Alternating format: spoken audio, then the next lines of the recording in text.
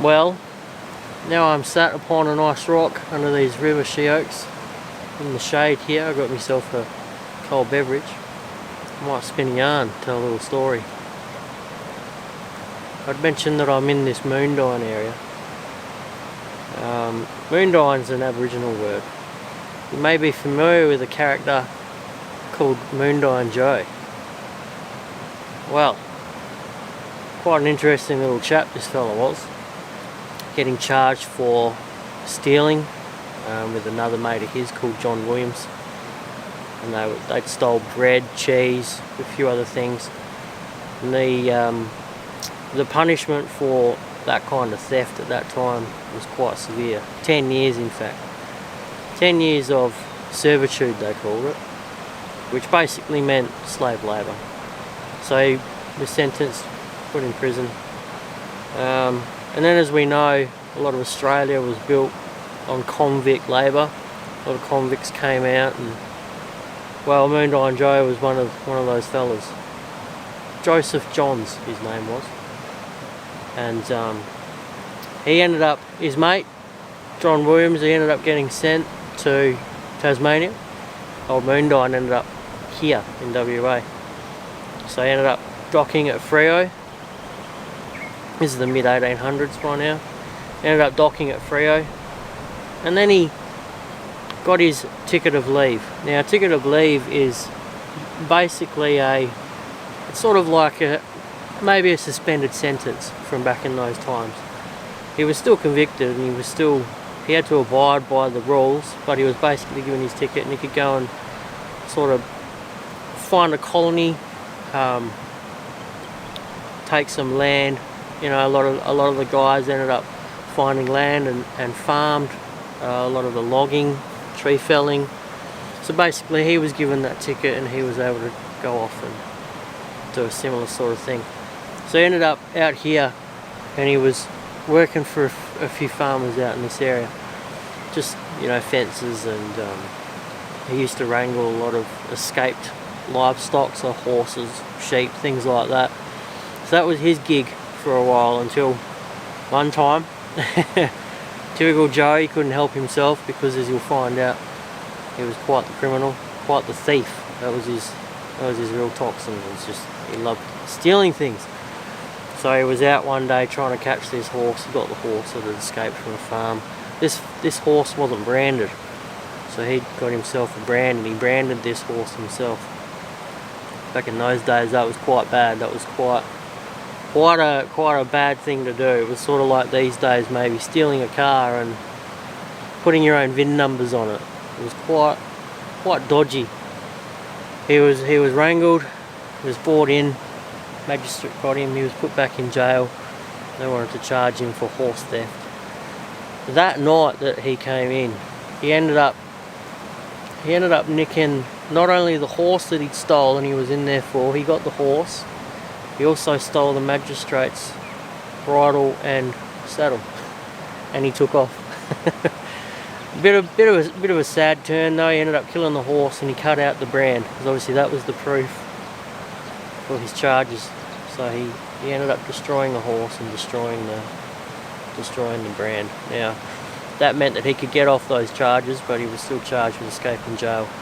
But he knew, he was smart. He knew that the charges for stealing a horse were far greater than jailbreak. I think jailbreak was only 3 years, so he was smart in that sense, covered his tracks, so to speak. And he was convicted, sentenced for his 3 years for jailbreak. Didn't last long though, he ended up escaping again. And from this point of the story on, I'm going to leave a lot of gaps out, because this fella's, I could sit here for a solid hour, fair income, talking about Moondyne Joe and what he'd gotten up to. His life was just absolutely polarising. He was just an unstoppable character, and I recommend that you take some time to look into him a bit deeper yourself, because it's a fascinating story. But basically he lived this life of stealing. He'd get locked up, he'd escape, he'd get caught, he'd get locked up again. This happened about 3 times. The final time that he escaped, he ended up he ended up digging a. He was put in a cell. I think he was, from what I'm aware, he was in this sort of solitary confined cell, 22 hours a day, only fed bread and water. So he started deteriorating health-wise. His doctor said this isn't right. He needs better food. He needs sunlight. He needs exercise. So this jail warden, he said, no, I don't trust the guy. We'll let him do labour, but we're not going to let him go off and do it. We're going to make him do his labour in jail, supervised in his irons, because he kept breaking out of his irons as well. So he was breaking rocks. He was given a sledgehammer in a little corner in the jail lot, and he was breaking rocks. So that got him out of his little cell for a few days. But the cheeky bugger, he was breaking that many rocks that they started to rise up. The pile of rocks rose, and it started to cover him from the waist down. So this sneaky bugger knew that, and every few rocks he'd smash, he was also smashing into the limestone wall that was keeping him in. So, not too long, he ended up, out of wire, he built a little shape of himself. He hung his coat on this little wire body he built. He put his hat on top, made it look like himself just standing there hunched over, and while that distracted the guards, he snuck out this hole he built for himself, and that, funnily enough, went directly into the backyard of the jail warden. And he legged it from there until... Oh, and I have to mention, actually, before I go too far ahead, I have to mention that because he was stuck in this cell was basically built specifically for him, because he just kept escaping. So the warden at that time, when he came back in, the warden said, if you can get out of this, if you do actually escape from here and you can get out of this, I'll forgive you. So it basically meant that he'll be forgiven of all his charges and you'd be a free man. Well, fair dinkum, he ended up getting out, didn't he? He was caught all these years later, and how he got caught, he was still a thief. He was nicking wine from a cellar on this farm, around the Perth area still. And the police were there. Funnily enough, the police were there. They were there to recover a body that had drowned in a local river. They had gone in to have a drink, into this winery, have a drink with this winemaker who owned the place. While he was going down, the owner of the winemaker was going down to his cellar to grab a bottle of vino. There's old Joe down there with his hands elbow deep in these bottles of wine, trying to nick everything he could. So fair dinkum, he ended up getting caught red-handed. They realised that it was Moondyne Joe all these years later. He was still doing his same old tricks. And they hauled him back off to jail. Now he was going to the Freo jail. When he got there, he'd written to, I'm not quite sure who it was, but a commission of some sort. And he said, look, because he used to do that quite a lot, and he'd get his way as well. He would get, 6 months dropped off his sentence here and there from writing in, and good behaviour and things like that. So this time he thought he'd write in again, and he said, look, old mate, this isn't his words, obviously this is my words, but he basically said, look, old mate's told me if I did escape, I'd be pardoned. I'd be forgiven. So yeah, the court, or whoever it was, the commission, they said, yep, alright, well I suppose we'll honour that. You couldn't believe it, he did actually end up getting pardoned, and he was made a free man for escaping. And this is about the third time. Yeah, he married a young bird, Louisa, her name was Louisa Elizabeth. She died quite not long after they got married though, and then he was on his own again, and by his 70s he started getting dementia. And you wouldn't read about it, but he was found walking the streets of Perth. Didn't know who he was all confused, didn't know where he was. So he was put into an asylum to protect himself basically. While he was in there, he escaped 3 times. I'm dead serious. This bloke ended up back in this asylum in Claremont it was, and it was one of the prisons he was in as a younger fella. And he escaped from it 3 times. just hearing these stories and reading up on him, it was fascinating. So I had to come back to this area, and you know, this was the area that he hung about in. He was everywhere. He's got areas down the southwest. There's a cave named after him as well, Moondyne Cave, that he found one time. And, he did a lot, once he was married, he did a lot of prospecting with his wife out around Southern Cross. But yeah, this is one of the areas that he dwelled, and so being such a prolific character, and I had to come here and really see these areas that he was just a little tornado, that bloke. Incredible Australian bushranger history, and obviously I was drawn to this area because he was named in this area as well. He's named after his time spent in this area, Moondyne. Fantastic story. Old Moondyne Joe. You're a menace, but I'll drink to you.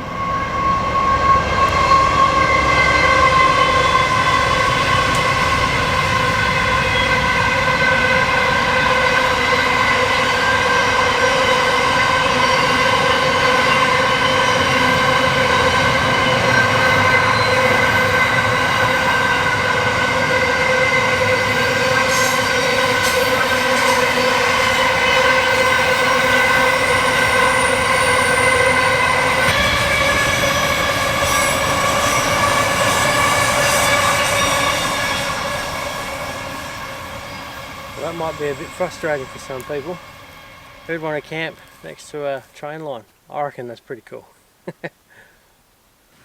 Oh, it's a very humid night now. As the sun's setting, the humidity's turned right up. I can feel the cold air, but at the same time it feels quite sticky and thick. So yeah, fire's going now, that's good. Be ready to cook some tea on that soon. A couple of steaks. So I might put the tent up now, and then I can get my chair out and just sit, let that fire burn down a little bit before I throw some steak on. Stunning spot. This is just gorgeous. I'm really looking forward to the morning here. I really am.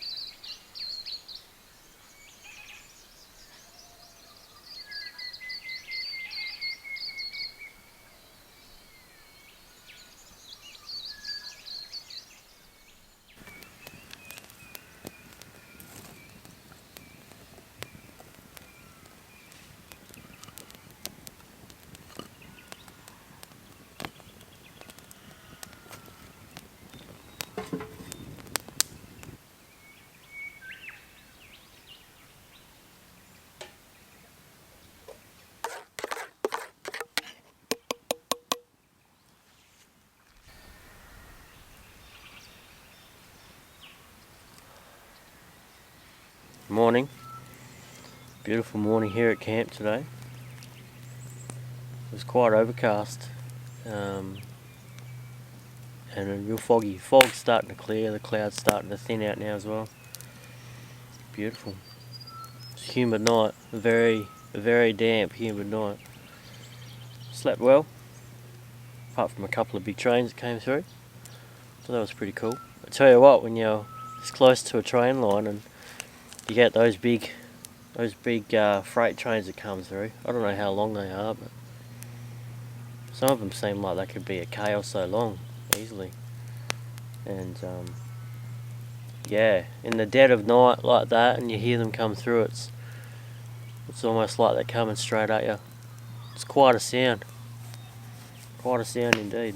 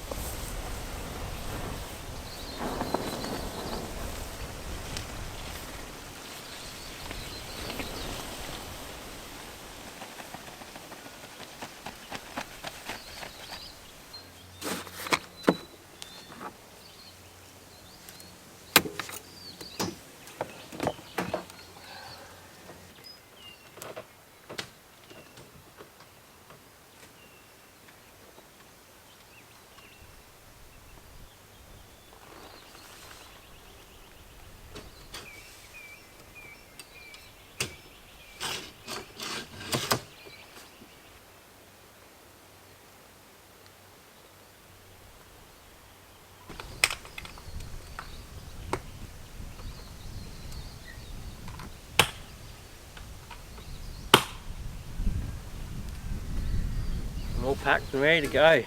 Fire's out, everything's in the car, tent's down. Yeah, I'm good. I'm ready to roll.